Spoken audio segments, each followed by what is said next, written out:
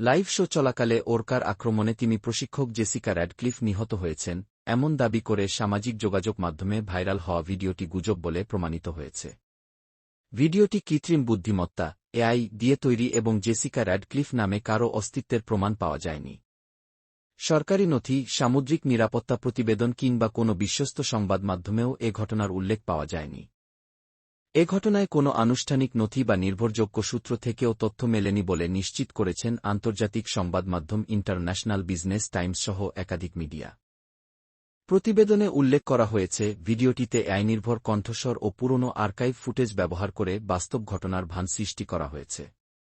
ভিডিওটিতে আরও দাবি করা হয়, আক্রমণটি প্যাসিফিক ব্লু মেরিন পার্কে ঘটনা ঘটে। পানিতে মাসিক রক্ত থাকার কারণে তিমিটি উত্তেজিত হয়ে আক্রমণ করে, তবে এটি বৈজ্ঞানিকভাবে ভিত্তিহীন এবং প্রমাণহীন। সংশ্লিষ্টরা বলছেন, মিথ্যা গল্পে আবেগ বাড়াতে এ ধরনের বিভ্রান্তিকর উপাদান প্রায় যোগ করা হয়। যদিও ঘটনাটি সম্পূর্ণ মনোগ্রা, কিন্তু ভিডিওটিতে কিছু বাস্তব ঘটনার রেফারেন্স ব্যবহার করা হয়েছে।